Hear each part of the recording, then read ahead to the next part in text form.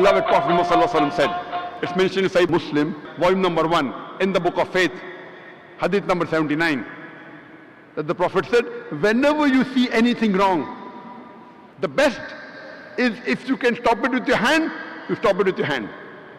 If you cannot stop it with your hand, then stop it with the tongue. If you cannot stop it with the tongue, the least you can do is curse in your heart. And then you will be the lowest level of mu'min, the lowest level of believer. When you see something wrong, it's the duty of the Muslim. If he can, he should stop it with the hand, number 1. If he cannot, stop with the tongue. Ask him to stop that activity. If he cannot, the least he can do is curse in his heart. Then he is the lowest level of believer, the lowest level of mu'min. According to the Quran, dawah, conveying the message of Islam to non-Muslim, is a fard on every Muslim. Allah says in Surah Al-Asr, chapter number 103, verse number 1 to 3, Wal Asr, by the token of time. Innal insana lafi khusr. Man is verily in a state of loss. Wal Asr, inna insana lafi khusr, illa allazina amanu wa amilu salihati wa tawasaw bil haqq wa tawasaw bis sabr. Except those who have faith, those who have righteous deeds, and those who exhort people to the truth, and those who exhort people to patience and perseverance. For any human being to go to Jannah, minimum 4 things are required according to Surah Al-Asr. Iman, that is faith. Amal salihat, that is righteous deeds. Watawasaw bil haqq, inviting people to truth. And watawasaw bis sabr, inviting people to patience and perseverance. And Imam Shafi, rahimahullah, he said that if this Surah Asr was revealed, it would have been sufficient for guidance for humankind.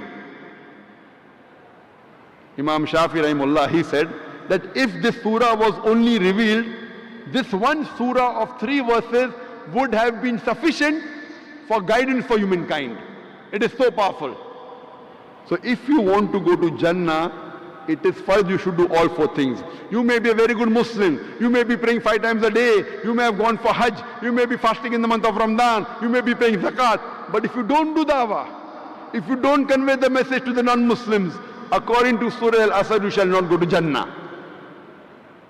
Only dawah is also not sufficient. All 4 are equally important. Iman, righteous deed, dawah, watawasaw bil haqq, and inviting people to truth, and inviting people to patience and perseverance.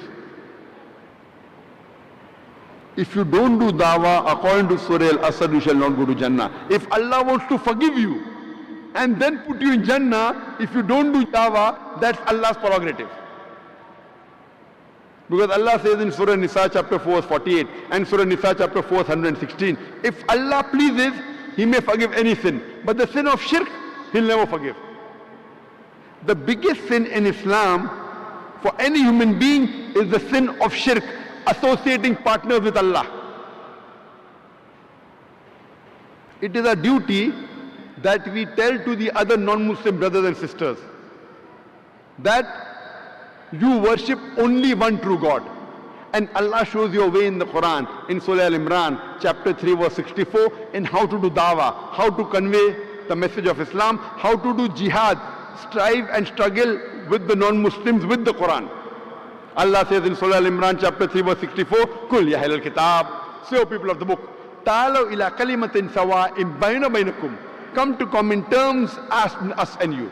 Which is the first term? Allah na'budu illallah, that we worship none but Allah. Wala nushrika bihi shay'an, that we associate no partners with Him.